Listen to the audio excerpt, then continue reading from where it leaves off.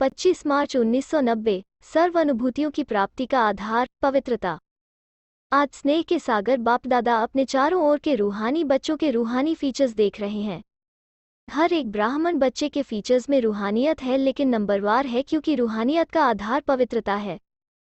संकल्प, बोल और कर्म में पवित्रता की जितनी जितनी धारणा है, उसी प्रमाण रूहानियत की झलक सूरत में दिखाई देती है। ब्राह्मण जीवन की चमक पवित्रता है। निरंतर अतीन्द्रिय सुख और स्वीट साइलेंस का विशेष आधार है पवित्रता। पवित्रता नंबरवार है तो इन अनुभूतियों की प्राप्ति भी नंबरवार है। अगर पवित्रता नंबर 1 है तो बाप द्वारा अनुभूतियों की प्राप्ति भी नंबर 1 है। पवित्रता की चमक स्वतः ही निरंतर चेहरे पर दिखाई देती है। पवित्रता की रूहानियत के नयन सदा ही निर्मल दिखाई देंगे। सदा नयनों में रूहानी आत्मा और रूहानी बाप की झलक अनुभव होगी। आज बापदादा सभी बच्चों की विशेष यह चमक और झलक देख रहे हैं। आप भी अपने रूहानी पवित्रता के फीचर्स को नॉलेज के दर्पण में देख सकते हो, क्योंकि विशेष आधार पवित्रता है। पवित्रता सिर्फ ब्रह्मचर्य को नहीं कहा जाता, लेकिन सदा ब्रह्मचारी और सदा ब्रह्मचारी अर्थात ब्रह्मा बाप के आचरण पर हर कदम में चलने वाले। उसका संकल्प, बोल और कर्म रूपी कदम नेचुरल ब्रह्मा बाप के कदम पर कदम होगा, जिसको आप फुटस्टेप कहते हो। उनके हर कदम में ब्रह्मा बाप का आचरण दिखाई देगा। तो ब्रह्मचारी बनना मुश्किल नहीं है, लेकिन यह मन वाणी कर्म के कदम ब्रह्मचारी हों, इस पर चेक करने की आवश्यकता है। और जो ब्रह्मचारी हैं उनका चेहरा और चलन सदा ही अंतमुखी और अतीन्द्रिय सुख वाला अनुभव होगा।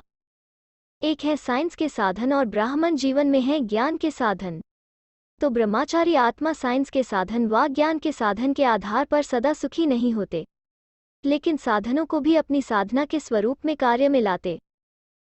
साधनों को आधार नहीं बनाते, लेकिन अपनी साधना के आधार से साधनों को कार्य में लाते। जैसे कोई ब्राह्मण आत्माएं कभी कभी कहते हैं, हमें यह चांस नहीं मिला, इस बात की मदद नहीं मिली, यह साथ नहीं मिला, इसलिए खुशी कम हो गई, अथवा सेवा का स्वयं का उमंग उत्साह कम हो गया। पहले पहले तो बहुत अतीन्द्रिय सुख था, उमंग उत्साह भी रहा, मैं और बाबा और कुछ दिखाई नहीं दिया। लेकिन मेजॉरिटी 5 वर्ष से 10 वर्ष के अंदर अपने में कभी कैसे अनुभव करने लगते हैं।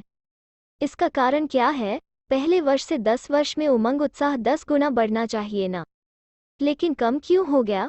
उसका कारण यही है कि साधना की स्थिति में रह साधनों को कार्य में नहीं लगाते। कोई न कोई आधार को अपनी उन्नति का आधार बना देते हैं, और वो आधार हिलता है तो उमंग उत्साह भी हिल जाता है। वैसे आधार लेना कोई बुरी चीज नहीं, लेकिन आधार को ही फाउंडेशन बना देते हैं। बाप बीच से निकल जाता है और आधार को फाउंडेशन बना देते हैं। इसलिए हलचल क्या होती, यह होता तो ऐसा नहीं होता, यह होगा तो ऐसे होगा, यह तो बहुत आवश्यक है, ऐसे अनुभव होने लगता है। साधना और साधन का बैलेंस नहीं रहता। साधनों की तरफ बुद्धि ज्यादा जाती है, साधना की तरफ बुद्धि कम हो जाती। इसलिए कोई भी कार्य में, सेवा में बाप की ब्लेसिंग अनुभव नहीं करते, और ब्लेसिंग का अनुभव न होने के कारण साधन द्वारा सफलता मिल जाती तो उमंग उत्साह बहुत अच्छा रहता, और सफलता कम होती तो उमंग उत्साह भी कम हो जाता है। साधना अर्थात शक्तिशाली याद, निरंतर बाप के साथ दिल का संबंध। साधना इसको नहीं कहते कि सिर्फ योग में बैठ गए, लेकिन जैसे शरीर से बैठते हो वैसे दिल, मन, बुद्धि एक बाप की तरफ बाप के साथ साथ बैठ जाएं। शरीर भल यहाँ बैठा है, लेकिन मन एक तरफ, बुद्धि दूसरी तरफ जा रही है, दिल में और कुछ आ रहा है, तो इसको साधना नहीं कहते। मन, बुद्धि, दिल और शरीर चारों ही साथ साथ बाप के साथ समान स्थिति में रहें, यह है यथार्थ साधना। समझा? अगर यथार्थ साधना नहीं होती तो फिर आराधना चलती है। पहले भी सुनाया है, कभी तो याद करते हैं, लेकिन कभी फिर फरियाद करते हैं। याद में फरियाद की आवश्यकता नहीं। साधना वाले का आधार सदा बाप ही होता है, और जहाँ बाप है वहाँ सदा बच्चों की उड़ती कला है। कम नहीं होगा, लेकिन अनेक गुना बढ़ता जाएगा। कभी ऊपर कभी नीचे, इसमें थकावट होती है। आप कोई भी हलचल के स्थान पर बैठो तो क्या होगा? ट्रेन में बहुत हिलने से थकावट होती है ना। कभी बहुत उमंग उत्साह में उड़ते हो, कभी बीच में रहते हो, कभी नीचे आ जाते हो, तो हलचल हो गई ना। इसलिए या थक जाते हो या बोर हो जाते हो, फिर सोचते हैं क्या ऐसे ही चलना है। लेकिन जो साधना द्वारा बाप के साथ हैं, उसके लिए संगमयुग पर सब नया ही नया अनुभव होता है। हर घड़ी में, हर संकल्प में नवीनता, क्योंकि हर कदम में उड़ती कला अर्थात प्राप्ति में प्राप्ति होती रहती। हर समय प्राप्ति है। संगमयुग में हर समय बाप वर्षे और वरदान के रूप में प्राप्ति कराते हैं।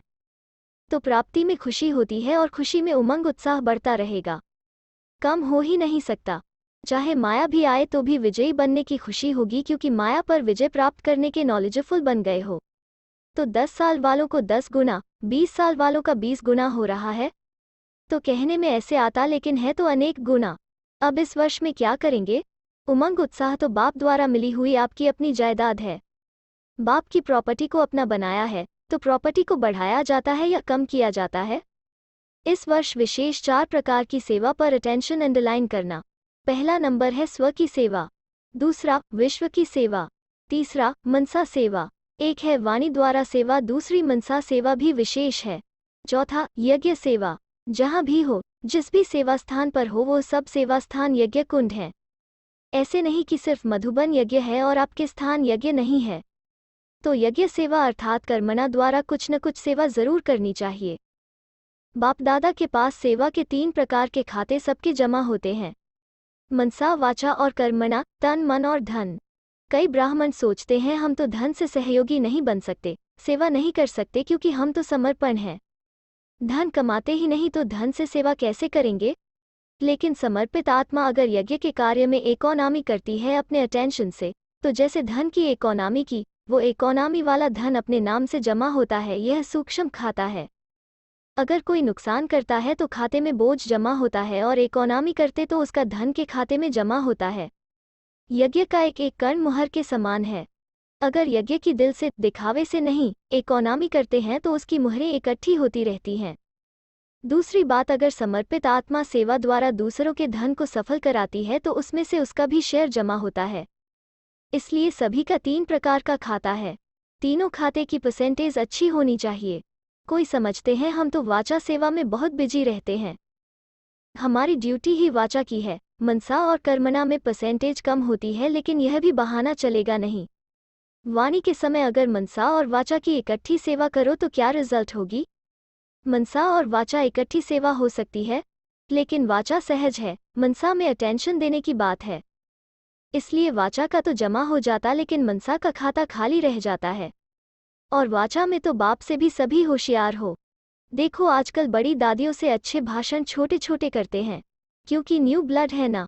भले आगे जाओ, बाप दादा खुश होते हैं, लेकिन मनसा का खाता खाली रह जाएगा, क्योंकि हर खाते की 100 मार्क्स हैं। सिर्फ स्थूल सेवा को कर्मणा सेवा नहीं कहते।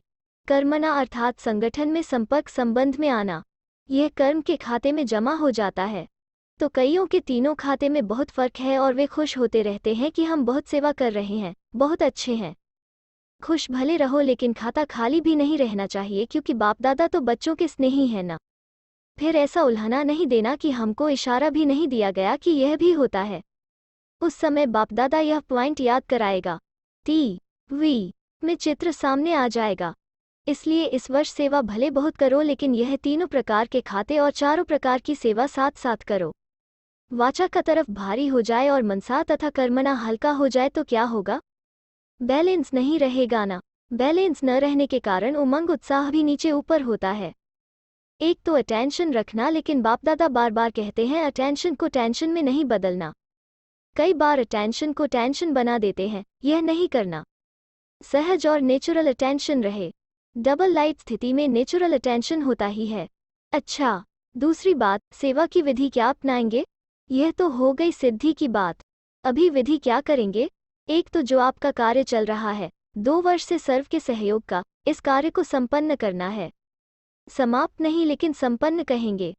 इसके लिए चाहे फंक्शन रखने हैं, चाहे किताब तैयार कर फिर लोगों को संदेश देना है, यह भल करो। लेकिन एक बात जरूर ध्यान में रखना कि कम खर्चा बालांशीन। बाप दादा हर कार्य के लिए आदि से अब तक यही विधि अपनाते रहे हैं कि न बहुत ऊंचा, न बिल्कुल सादा, बीच का हो, क्योंकि 2 प्रकार की आत्माएं होती हैं। अगर ज्यादा महंगा करते हो तो भी लोग कहते हैं इन्हों के पास बहुत पैसे हैं, और कम करते हो तो वैल्यू नहीं रहती। इसलिए सदैव बीच का रखना चाहिए। बुक भी अभी तक जो बनाया है अच्छा है, संपन्न करना ही है, लेकिन ज्यादा विस्तार नहीं करना, ज्यादा बड़ा नहीं बनाना। शॉर्ट भी हो और स्वीट भी हो, सार भी हो। विस्तार से कहाँ कहाँ सार छिप जाता है, और सार होता है तो बुद्धि को टच होता है। कार्य ठीक कर रहे हो, लेकिन अपनी बुद्धि की एनर्जी में भी कम खर्चा बालांशीन। बाकी मेहनत करने वालों को मुबारक हो। चाहे प्रोग्राम दूसरे वर्ष में रखो, लेकिन संपन्न तो करना ही है। कई बच्चे समझते हैं बहुत लंबा चला है, टू मच बिजी रहे हैं, टू मच खर्चा भी हुआ, लेकिन जो हुआ वो अच्छा हुआ और जो होगा वो और अच्छा होगा। थकना नहीं है, उमंग उत्साह और बढ़ाओ। जिस रुचि से इस कार्य को आरंभ किया उससे अनेक गुना कम खर्चा बालांशीन की विधि से संपन्न करो। समझा? समय निश्चित होना चाहिए काम करने का। कई समझते हैं रात को जागकर काम करते तो अच्छा काम होता, लेकिन बुद्धि थक जाती है और अमृतवेला शक्तिशाली न होने के कारण जो कार्य 2 गुना होना चाहिए वो 1 गुना होता है। इसलिए टाइम की भी लिमिट होनी चाहिए। फिर सवेरे उठकर फ्रेश बुद्धि से पढ़ाई पढ़नी है, काम करने की लिमिट होनी चाहिए। ऐसे तो बाप दादा बच्चों का उमंग देख खुश भी होते हैं, लेकिन फिर भी हद तो देनी पड़ेगी ना। सदा बुद्धि फ्रेश रहे और फ्रेश बुद्धि से जो काम होगा वो 1 घंटे में 2 घंटे का काम कर सकते हो। एक तो सेवा का यह कार्य है। दूसरा, वर्तमान समय धन और समय देश व विदेश में इस बिजी प्रोग्राम में बहुत लगाया है। इसलिए अभी चाहे संबंध संपर्क में आने वाले हैं चाहे और नई आत्माओं को संदेश दे, स्नेह मिलन करो। छोटे छोटे सेंटर्स पर 5 का भी अगर स्नेह मिलन होता है तो कोई हर्जा नहीं, वो और ही रिफ्रेश हो जाएंगे, समीप होते जाएंगे। छोटे छोटे स्नेह मिलन करो, 5 से लेकर 50 तक 100 तक का सम्मेलन कर सकते हो। बड़ा फंक्शन नहीं, जितना स्थान है और कम खर्च वाला नशीन में आपको स्थान ही सहज मिल सकता है। ज्यादा भाग दौड़ नहीं करनी है। अगर आपके पास 100 आत्माएं आनी हैं तो ड्रामा अनुसार स्थान भी सहज मिल जाएगा। लेकिन यह नहीं कि छोटे सेंटर वाले भी समझे कि हमें 100 का प्रोग्राम करना है। यथाशक्ति, यथा सहयोगी, यथा स्नेह और धन की शक्ति 5 का करो, 25 का करो, 50 का करो, लेकिन करना जरूर है। बिजी जरूर रहना है और हर 3 मास के बाद व यथाशक्ति 3 करो व 4 करो, लेकिन करना जरूर है। और पहले 5 का स्नेह मिलन करेंगे तो 5 आत्माएं और 2-3 को लाएंगी तो दूसरी बार 10 का हो जाएगा, फिर 15 का हो जाएगा। क्योंकि डबल लाइट से करेंगे, बर्डन से नहीं करना। अलबेले भी नहीं बनना कि सेवा तो बहुत कर ली है। नहीं, सेवा बिजी रहने का साधन है, लेकिन बर्डन से सेवा करते हो इसलिए थक जाते हो। सेवा तो खुशी बढ़ाती है। सेवा अनेक आत्माओं की दुआएं प्राप्त कराती है। सेवा नहीं करेंगे तो 9 लाख तक कैसे पहुंचेंगे? सेवा करो, लेकिन अंडरलाइन यह करना कि बर्डन वाली सेवा नहीं। चाहे बुद्धि का बर्डन, चाहे धन का बर्डन, और इजी होकर करेंगे तो सर्विस भी इजी रूप में बढ़ती जाएगी। तो जो विधियां अपनाते हो वो करनी जरूर हैं।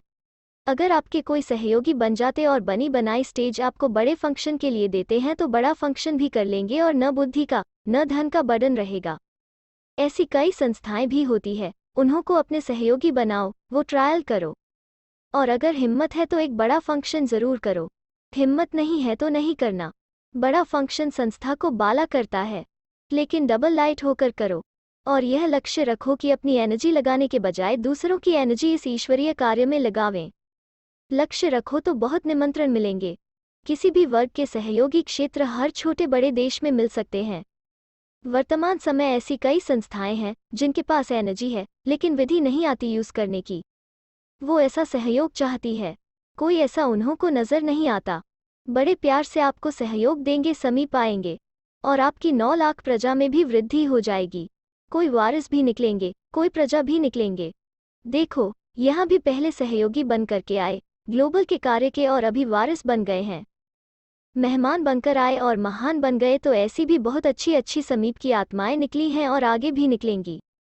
कुछ न कुछ करते रहो, लेकिन बापदादा बार बार स्मृति दिला रहे हैं कि डबल लाइट होकर रहो। भारत में भी इस विधि से स्नेह मिलन करते करते लास्ट में बड़ा फंक्शन जरूर करना।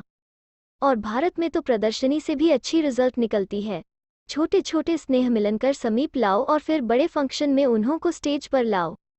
वो अपने अनुभव से कहें, आपको कहने की जरूरत नहीं पड़े। बड़े प्रोग्राम का प्रभाव अपना है, स्नेह मिलन का प्रभाव सफलता अपनी है। स्नेह मिलन है आत्माओं की धरनी को तैयार करना और बड़ा फंक्शन है आवाज बुलंद करना।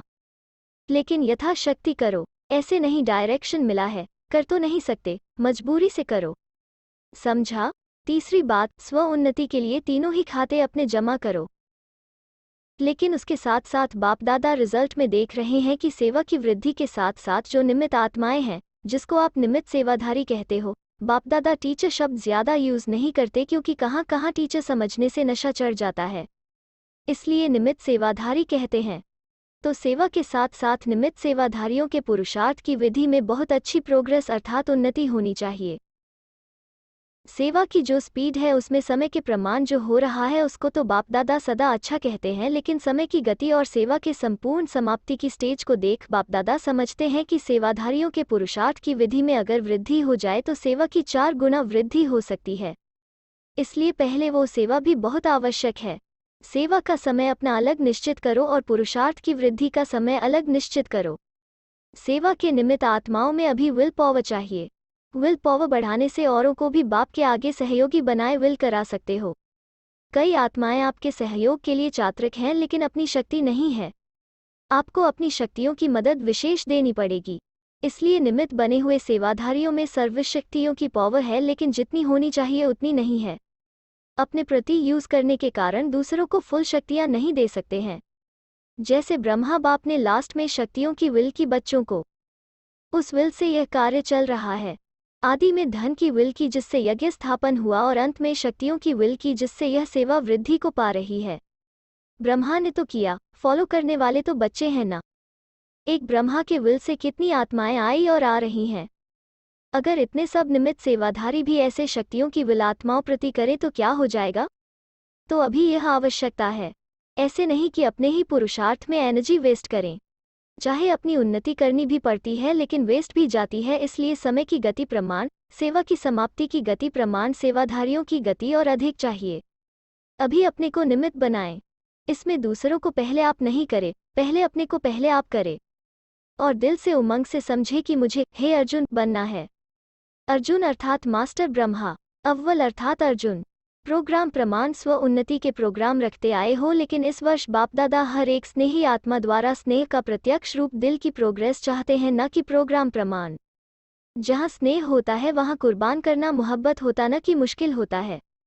सबकी दिल से यह उमंग हो तो सफलता होगी। अगर बाप से प्यार है तो बाप इस बार दिल के प्यार को देखेंगे। कुछ कुर्बान करना भी पड़ा तो क्या बड़ी बात है। यह तो जानते हो सेवा में सफलता के लिए क्या कुर्बान करना चाहिए। इसके लिए भी समय तो चाहिए ना। सेवा भी जरूर करनी है और स्व उन्नति भी जरूर करनी है।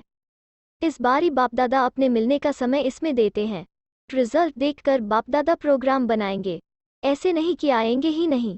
जो इस वर्ष बाप दादा से मिलने नहीं आ सके हैं, चाहे देश वाले चाहे विदेश वाले, उन्हों के प्रति आएंगे। उसके लिए विधि क्या होगी वो भी सुनाते हैं।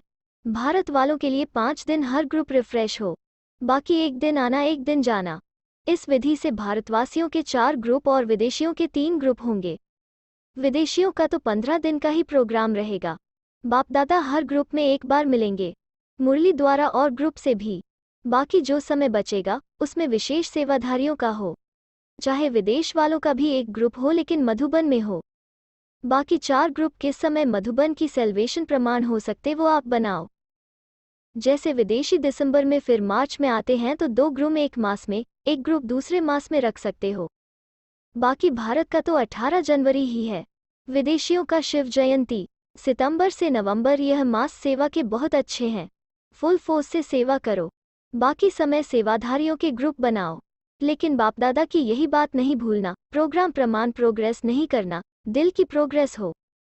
दिल के उमंग से प्रोग्रेस की भट्टी हो। स्वयं दृढ़ संकल्प करो, दृढ़ता रखो कि मुझे बदलना है, मुझे हे अर्जुन बनना है, मास्टर ब्रह्मा बनना है। चौथी बात, सभी सेवा स्थानों पर कम से कम 8 दिन, अगर ज़्यादा कर सकते हैं तो 15 दिन स्व उन्नति की रिट्रीट व स्नेह मिलन हर सेवा केंद्र, चाहे अपना इंडिविजुअल करे चाहे छोटे छोटे स्थानों को मिलाकर करें। लेकिन हर गॉडली स्टूडेंट को, हर ब्राह्मण आत्मा को यह स्व उन्नति की रिट्रीट, स्नेह मिलन या दिल से पुरुषार्थ की प्रगति का प्रोग्राम जरूर बनाना है। चारों ओर की ब्राह्मण आत्माओं को यह चांस देना भी है और लेना भी है। बाप दादा यह भी गुप्त राज सुना रहे हैं। जो विशेष दिल से प्रगति की भट्टी करेंगे उनको एक्स्ट्रा बाप दादा की दुआओं की गिफ्ट मिलनी है। स्थूल गिफ्ट तो कोई बड़ी बात नहीं है, लेकिन विशेष उस आत्मा के प्रति बाप दादा के पास तो सेकंड की वी है ना, और एक ही समय पर सभी को देख सकते हैं। इसलिए जो दिल से प्रगति का संकल्प करेगा, प्रोग्रेस करेगा, उसको विशेष दुआएं मिलेंगी। अनुभव करेंगे वो दिन, आप समझना विशेष दुआओं का है। मीटिंग में भी यह नवीनता पहले करना। प्रोग्राम कुछ दिमाग के कुछ सेवा के, लेकिन दिल के बने। दिमाग की मात्रा ज़्यादा है, फिर रिजल्ट के बाद दूसरे वर्ष का नया प्रोग्राम बताएंगे। पुरानों के लिए कोई नया प्लान बाद में बनाएंगे। अच्छा। सदा अपने चेहरे और चलन में पवित्रता के रूहानियत की चमक वाले, सदा हर कदम में ब्रह्मचारी श्रेष्ठ आत्माएं, सदा अपने सेवा के सर्व खातों को भरपूर रखने वाले, सदा दिल से अपनी उन्नति का दृढ़ संकल्प करने वाले, सद स्व उन्नति प्रति स्वयं को नंबर 1 आत्मा निमित्त बनाने वाले, ऐसे बाप के प्यारे और विशेष ब्रह्मा माँ के प्यारे, आज माँ का दिन मनाया है ना, तो ब्रह्मा माँ के राजदुलारे बच्चों को ब्रह्मा माँ की और विशेष और की भी दिल से याद, प्यार और नमस्ते। मधुबन निवासियों को अच्छे और गोल्डन चांस मिलते हैं, इसलिए ड्रामा अनुसार जिन्हें बार बार गोल्डन चांस मिलते हैं उन्हें बाप दादा बड़े चांसले कहते हैं।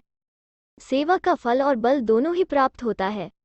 बल भी मिल रहा है, वो बल सेवा कर रहा है, और फल सदा शक्तिशाली बनाए आगे बढ़ा रहा है। सबसे ज्यादा मुरलियां कौन सुनता है? मधुबन वाले। वो तो गिनती से मुरलियां सुनते हैं और आप सदा ही मुरलियां सुनते रहते हो। सुनने में भी नंबर 1 हो और करने में भी 1 नंबर हो या कभी 2 हो जाता है। जो समीप होते हैं उन पर विशेष हुज्जत होती है, तो बाप दादा की भी विशेष हुज्जत है, करना ही है और नंबर 1 करना है। किसी में भी नंबर पीछे नहीं। सब जमा के खाते नंबर 1 फुल होने चाहिए, एक भी खाता जरा खाली नहीं होना चाहिए। जैसे मधुबन में सर्व प्राप्तियां, चाहे आत्मिक चाहे शारीरिक, सब नंबर 1 मिलती है, ऐसे अब करने में सदा नंबर 1 की निशानी है हर बात में विन करना। अगर विजयी हैं तो 1 जरूर हैं, विन कभी कभी हैं तो नंबर 1 नहीं। अच्छा। सेवा की मुबारकें, सेवा के सर्टिफिकेट तो बहुत मिले हैं, और कौन से सर्टिफिकेट लेने हैं? एक अपने पुरुषार्थ में दिल पसंद हो, दूसरा प्रभु पसंद हो और तीसरा परिवार पसंद हो। यह तीनों सर्टिफिकेट हर एक को लेने हैं। ऐसे नहीं एक सर्टिफिकेट हो दिल पसंद का दूसरे न हो, तीनों ही चाहिए। तो बाप के पसंद कौन है? जो बाप ने कहा और किया। यह है प्रभु पसंद का सर्टिफिकेट। और अपने पसंद अर्थात जो आपकी दिल है वही बाप की दिल हो। अपने हद के दिल पसंद नहीं, लेकिन बाप की दिल सो मेरी दिल। जो बाप की दिल पसंद हुआ मेरी दिल पसंद, इसको कहते हैं दिल पसंद का सर्टिफिकेट और परिवार की संतुष्टता का सर्टिफिकेट। तो यह तीनों सर्टिफिकेट लिए हैं। सर्टिफिकेट जो मिलता है उसमें वेरीफायर भी होता है, बड़ों से वेरीफायर भी करना पड़े। बाप तो जल्दी राजी हो जाते, लेकिन यह सबको राजी करना है, तो जो साथ रहते हैं उनसे सर्टिफिकेट को वेरीफाई करना पड़े। बाप तो ज़्यादा रहमदिल है ना, तो हाँ जी कह देंगे। अच्छा। सभी की डिपार्टमेंट निर्विघ्न है, स्वयं भी निर्विघ्न है। सेवा की खुशबू तो विश्व में भी है, तो सूक्ष्मतन तक भी है। अभी सिर्फ इन 3 सर्टिफिकेट को वेरीफाई करना। अच्छा। भारतवासियों से ऐसा अनुभव होता है कि सुखदाता बाप के साथ सुखी बच्चे बन गए हैं। बाप सुखदाता है तो बच्चे सुख स्वरूप होंगे ना। कभी दू ख की लहर आती है, सुखदाता के बच्चों के पास दू ख आ नहीं सकता, क्योंकि सुखदाता बाप का खजाना अपना खजाना हो गया है। सुख अपनी प्रॉपर्टी हो गई। सुख, शांति, शक्ति, खुशी आपका खजाना है। बाप का खजाना सो आपका खजाना हो गया। बालक सो मालिक होना। अच्छा। भारत भी कम नहीं है, हर ग्रुप में पहुंच जाते हैं। बाप भी खुश होते हैं। 5000 वर्ष खोए हुए फिर से मिल जाएं तो कितनी खुशी होगी। अगर कोई 10-12 वर्ष भी खोया हुआ भी फिर से मिलता है तो कितनी खुशी होती है। और यह 5000 वर्ष बाप और बच्चे अलग हो गए और अब फिर से मिल गए, इसलिए बहुत खुशी है ना। सबसे ज्यादा खुशी किसके पास है? सभी के पास है, क्योंकि यह खुशी का खजाना इतना बड़ा है जो कितने भी लेवें, जितने भी लेवें, अखुट है। इसीलिए हर एक अधिकारी आत्मा है। ऐसे है ना। संगमयुग को कौन सा युग कहते हैं? संगमयुग खुशी का युग है। खजाने ही खजाने हैं, जितने खजाने चाहो उतना भर सकते हो। धनवान भव का, सर्व खजाने भव का वरदान मिला हुआ है। सर्व खजानों का वरदान प्राप्त है। ब्राह्मण जीवन में तो खुशियां ही खुशियां हैं। यह खुशी कभी गायब तो नहीं हो जाती है। माया चोरी तो नहीं करती है खजानों की। जो सावधान होशियार होता है उसका खजाना कभी कोई लूट नहीं सकता। जो थोड़ा सा अलबेला होता है उसका खजाना लूट लेते हैं। आप तो सावधान हो ना। या कभी कभी सो जाते हो? कोई सो जाते हैं तो चोरी हो जाती है ना। अलबेले हो गए। सदा होशियार, सदा जागती ज्योति रहे तो माया की हिम्मत नहीं जो खजाना लूट कर ले जाए। अच्छा। जहाँ से भी आए हो सब पद्मापद्म भाग्यवान हो। यही गीत गाते रहो, सब कुछ मिल गया। 21 जन्मों के लिए गारंटी है कि ये खजाने साथ रहेंगे। इतनी बड़ी गारंटी कोई दे नहीं सकता, तो यह गारंटी कार्ड ले लिया है ना। यह गारंटी कार्ड कोई रिवाजी आत्मा देने वाली नहीं है। दाता है, इसलिए कोई डर नहीं है, कोई शक नहीं है। अच्छा,